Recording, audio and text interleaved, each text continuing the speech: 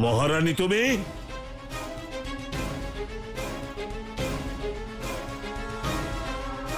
মহারানী নয় কালেশ্বর, কেবল একজন মা। এতদিন শুধু আপনি মায়ের মমতা দেখেছেন, তার ক্রোধ দেখেননি। মায়ের চোখের জল দেখেছেন, তার শক্তি দেখেননি। যদি একজন মা সন্তানকে জন্ম দিতে পারে, তাহলে তার জন্য আপনার প্রাণও নিতে পারে। তুমি রক্ষা করবে এই অশুভ শিশুকে? আরে কেন মরতে চাইছো মহারানী? ফিরে যাও তোমার কুটিরে। অধার্মিক কালেশ্বর, তুমি কি আমার হাতের অস্ত্র দেখতে পাচ্ছ না? অধার্মিক কালেশ্বর, আমি এখানে আমার পুত্রকে নিয়ে যেতে এসেছি, আর তার জন্য আমি তোমার সঙ্গে যুদ্ধ করতেও প্রস্তুত।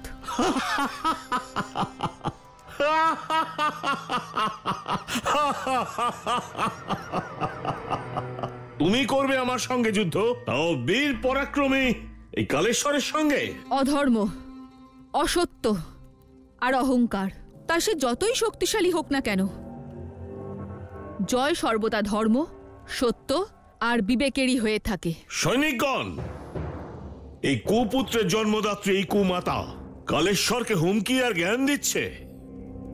বন্দি করো ওকে। দাঁড়াও সৈনিক মহারাজ, যদি আপনি এই সৈনিকদের মহারাজ হন, তাহলে এই সৈনিকদের নিজের বীরত্বের পরিচয় দিন আর প্রমাণ করুন যে আপনি মহারাজ হওয়ার যোগ্য নাকি নন। পুত্র, যে 4 যোদ্ধার কথা তুমি বলছো, তারা তোমায় কেন সাহায্য করবে? তোমার চক্রব্যূহ নির্মাণে ওদের কি লাভ হবে? আর তুমি ভালো করেই জানো যে অসুরেরা বিনা স্বার্থে কারোর জন্য কিচ্ছু করে না। অনেক স্বার্থ লুকিয়ে আছে এর মধ্যে ওদের মা। একবার যদি ওরা পরম অবতার শ্রীকৃষ্ণের হত্যা করে দিতে পারে, তাহলে ওই চক্রধারীর উপর ওদের প্রতিশোধ পূর্ণ করতে পারবে। কিন্তু ওদের কি এত শক্তি আছে? শক্তি এতটাই আছে যে এই ব্রহ্মাণ্ডের কেউই ওদের কিচ্ছু করতে পারবে না, ওই চক্রধারীও নয়। এবার ওই 4 মল্ল যোদ্ধাকে মথুরায় নিয়ে আসার সময় হয়েছে। তাহলেই হবে আমার চক্রব্যূহ পূর্ণ, আর সেই চক্রব্যূহে ফেসে গিয়ে ওই কানাই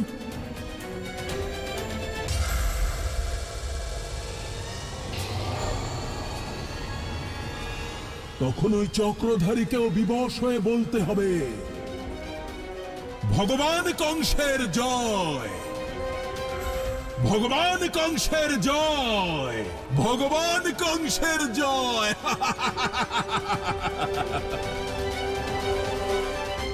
নারায়ণ নারায়ণ। প্রভু, এই কূট, শল, তোষল আর মুষ্টি কে প্রভু? দেবর্ষি, প্রাচীনকালে অমরাবতীপুরীতে উত্থিয় নামের এক মহামুনি বাস করতেন। তাঁর 4 পুত্র ছিল, যারা বিদ্যা, জ্ঞান চর্চা আর তপস্যা ছেড়ে মদিরায় মত্ত হয়ে প্রতিদিন মল্লযুদ্ধের দ্বারা আমার ভক্তদের কষ্ট দিত। নিজের পুত্রদের ব্রাহ্মণোচিত কর্ম থেকে ভ্রষ্ট, বেদ অধ্যয়ন ত্যাগ করে মদিরায় মত্ত থাকতে দেখে মুনিশ্রেষ্ঠ উত্থিয় অত্যন্ত দুঃখী হয়ে পড়লেন। প্রতিদিন কোনো না কোনো ব্যক্তি ওনার কাছে এসে তার পুত্রদের নামে নিন্দা করত। একদিন উনি যখন ধ্যানরত ছিলেন,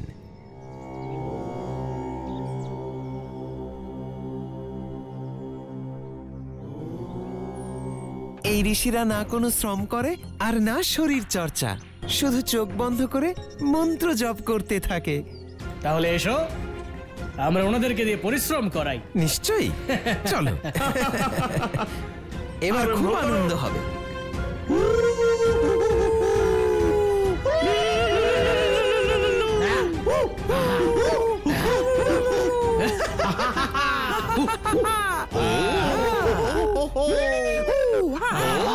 বন্ধ করো এই যৌদ্ধ। মূর্খত্ব।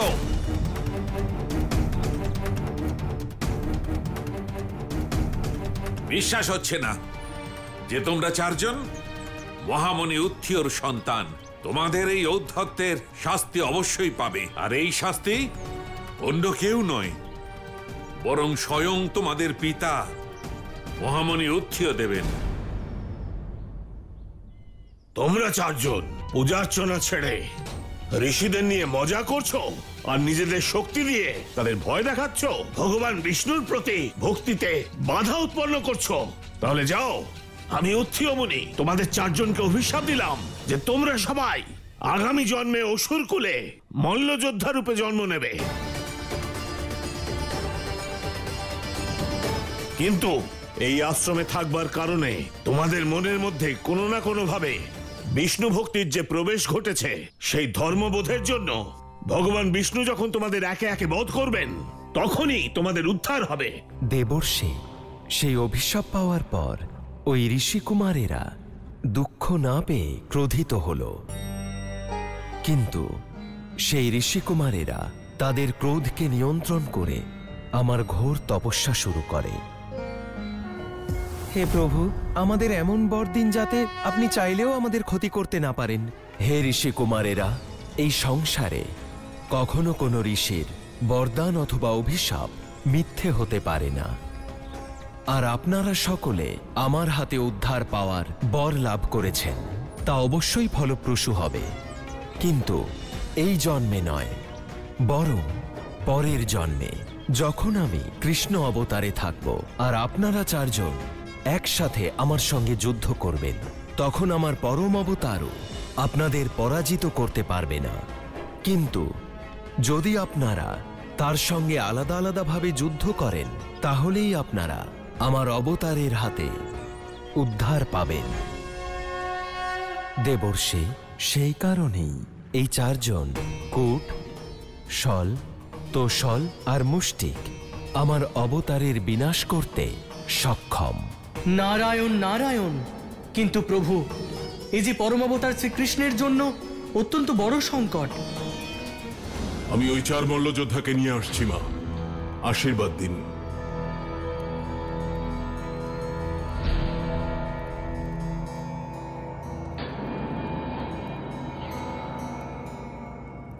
আরে বোন, ভগবান কংসকে ভোগ তো উৎসর্গ করেছিলি, এখন এসব আবার কি এনেছিস? ভগবান কংসের বোন আমি, সে যদি ডালে ডালে চলে, আমি চলি পাতায় পাতায়। কিন্তু এই ব্রাহ্মণদের এই কংসধামে কি প্রয়োজন সেটা তো বল। তুমি যেভাবে আমার পুত্রকে হত্যা করার পরিকল্পনা করছো, ঠিক সেভাবেই আমি এই সংসার থেকে অধর্মকে বিনাশ করার পরিকল্পনা করছি।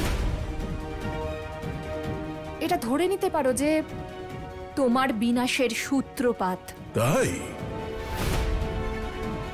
এই বস্ত্রগুলো দেখছো, এগুলো অন্তিম যাত্রার সময় ব্যবহার হয়।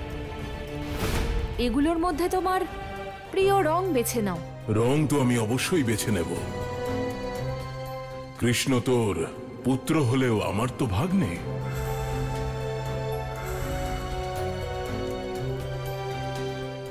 সবুজ, লাল, কালো,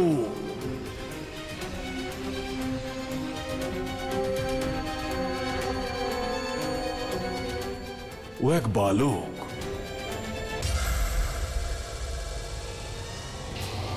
আর অন্তিম যাত্রায় তো শ্বেত বস্ত্রই ভালো লাগে। কেমন লাগবে বলতো ওকে?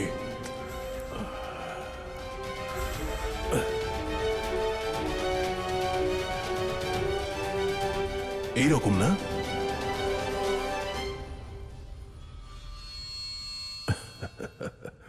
তুমি নিজের মৃত্যু দেখতে পাও বা না পাও, আমি কিন্তু তোমার মৃত্যু দেখতে পাচ্ছি কংস।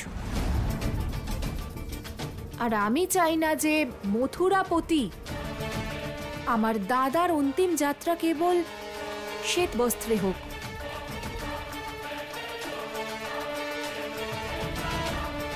আমি এই সব বস্ত্রগুলো দিয়ে একটা বস্ত্র বানাবো কংস। তোর চোখের সামনে তোর পুত্রকে বধ করব, তখন তোর এই প্রসন্নতা তোর মুখেই কালি লেপে দেবে। তুমি জীবনে এত পাপ করেছো, এত অধর্ম করেছো যে শুধু এই বস্ত্র কেন, সংসারের সমস্ত বস্ত্রও তোমার সেই পাপ ঢাকতে পারবে না। তোমার মৃত্যু হবে, আর আমার পুত্র কানাই করবে তোমার বিনাশ।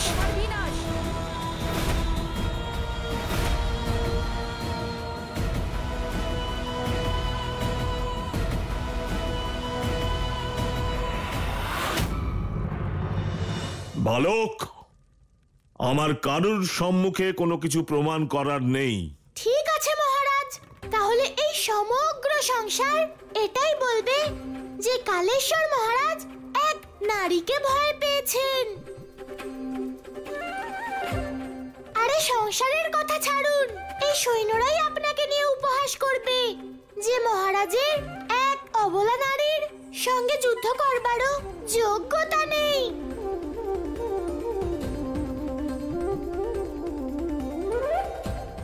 আর কি দেখছো সৈনিকেরা, মহারাজের তো যোগ্যতাই নেই, তোমরাই ধরো এই নারীকে। দাঁড়াও,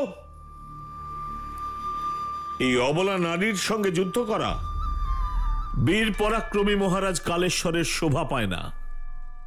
কিন্তু এই অবলা নারী যখন সিদ্ধান্তই নিয়েছে আমার হাতে মরবে, তবে তাই হোক। ওর পুত্রকে হত্যা করবার আগে আমি ওকেই হত্যা করব।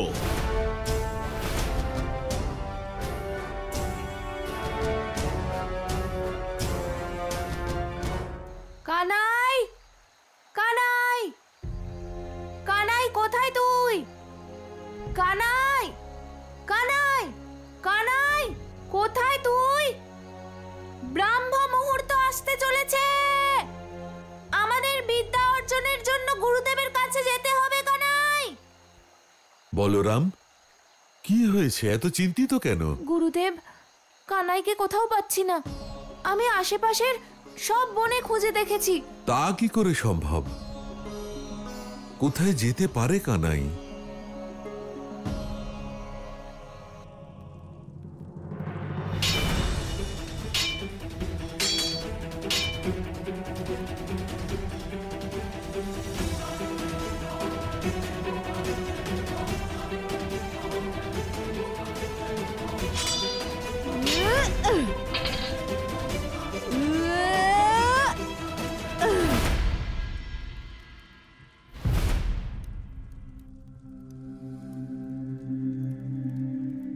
কালেশ্বর, নিজের অস্ত্র তুলে নিন। একজন অভাগিনী মা আর একজন অসহায় নারী আপনাকে আপনার জীবন বাঁচানোর জন্য আর একবার সুযোগ দিচ্ছে।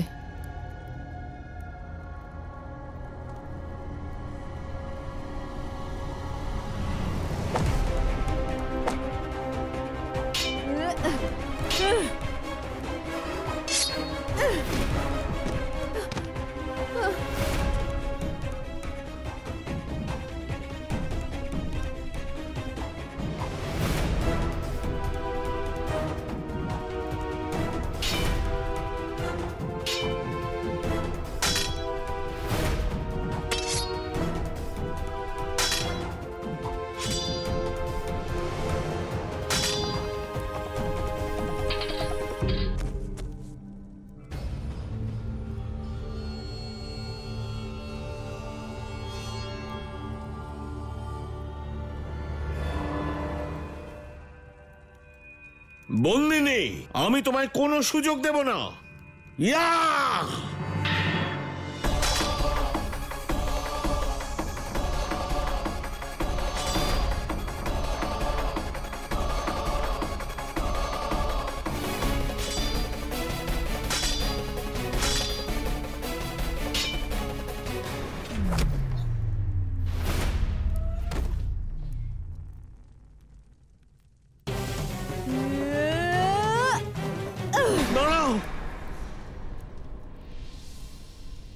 তুমি এক মাকে তার পুত্রের রক্ষা করার জন্য তার স্বামীকে হত্যা করতে বাধ্য করেছো কালেশ্বর। দয়া করো, তুমি আমায় ক্ষমা করে দাও। আমার মৃত্যুর ভয় আমাকে অন্ধ করে দিয়েছিল। আমি খুব বড় ভুল করেছি। আমি আমি আমি তোমার স্বামী। তুমি নিজের হাতে কি করে তোমার স্বামীকে হত্যা করতে পারো? জানো তো, সংসারের কোনো স্ত্রী এমনটা করতে পারে না। আমায় ক্ষমা করো। হে প্রভু, এ আমি কেমন ধর্ম সংকটে পড়লাম। একদিকে আমার পুত্রের প্রাণ, আর অপরদিকে আমার স্বামী। মন বলছে যে তোমার মতো পাপীকে আমি হত্যা করি, না, কিন্তু আমার ধর্ম বলছে যে আমার এমন করা উচিত নয়। আমি কি করব প্রভু, কি করব আমি? কাকি, নিরপরাধীকে রক্ষা আর অপরাধীর বিনাশ করা উচিত। কালেশ্বরকে হত্যা করে আপনি ধর্মের রক্ষা আর অধর্মের বিনাশ করুন। তাই এগিয়ে চলুন কাকি, আর ধর্মের রক্ষা করুন। কানাই, কিন্তু উনি আমার স্বামী, আমার সন্তানের পিতা। সিদ্ধাই সিদ্ধেয় সমো ভূত্বা সমত্বম যোগুৎ সিদ্ধ্যায়। দেবী, মোহমায়াকে ত্যাগ করে নির্লিপ্তভাবে নিজের কর্ম করুন। এটাই মানুষের সবথেকে বড় ধর্ম কাকি। তাই নিজের মনুষ্য ধর্ম পালন করুন কাকি।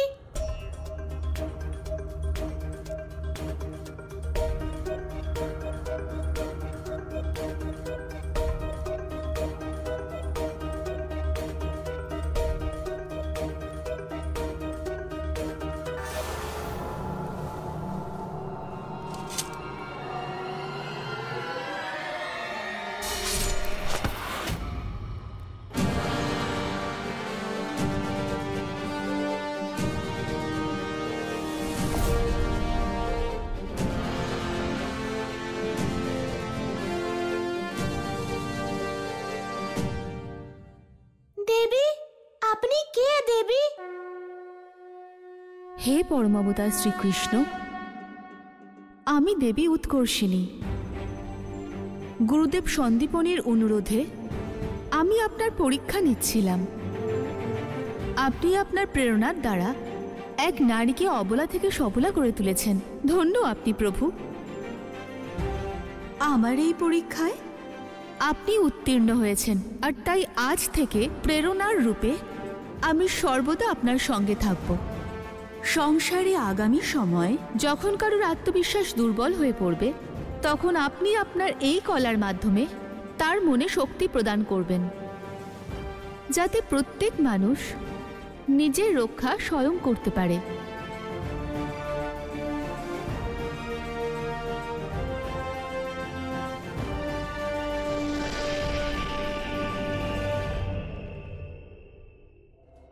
নারায়ণ নারায়ণ।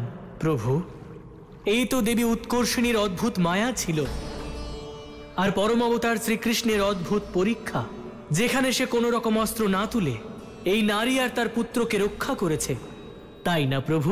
দেবর্ষি, কৃষ্ণ আজ উৎকর্ষিণী কলা লাভ করেছে। এখন সে যুদ্ধে অস্ত্র ধারণ না করেই কেবল প্রেরণার দ্বারা যুদ্ধের নির্ণায়ক হতে পারে। নারায়ণ নারায়ণ। প্রভু, আপনার লীলা অপরিসীম। নারায়ণ নারায়ণ। মুষ্টিক, কুট, শল, তোশল।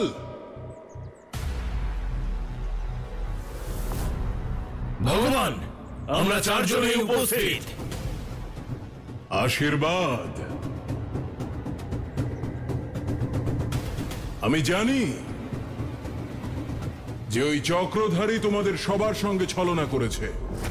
ওই চতুর্ভুজ নিজেকে সর্বশক্তিমান ভাবে, ওভাবে এই জগতের সকল শক্তির কেন্দ্র ও নিজেই। ওই চক্রধারীর বিনাশ করার জন্য আমি এক চক্রব্যূহ নির্মাণ করেছি। এবার তোমাদের সকলের প্রতিশোধ পূর্ণ করার সময় এসে গেছে। ভগবান, শুধু একবার বলুন যে আমাদের কি করতে হবে। তোমাদের সবাইকে আমার ওই চক্রব্যূহের অংশ হয়ে ওই চক্রধারীর বিনাশ করতে হবে।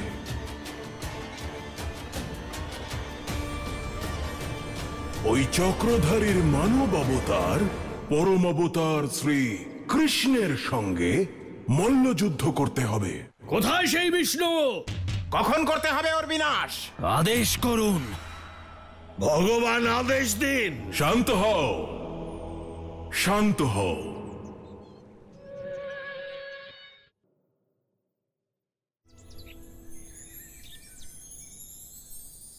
প্রণাম গুরুদেব। প্রণাম। গুরুদেব, ক্ষমা করবেন, আমার আসতে দেরি হয়ে গেছে। কানাই, আমি জানি কোথায় তোমার দেরি হয়েছে, আর আমি এটাও জানি যে তুমি তোমার সৎ ভাবনা আর প্রেরণার দ্বারা উৎকর্ষিণী কলার জ্ঞানও লাভ করেছো। গুরুদেব, এটা আপনার আশীর্বাদ আর শিক্ষারই তো প্রতিফল। কানাই, কাল প্রাতঃকাল থেকে আমি তোমাকে শেষ কলার বিদ্যা দান করব।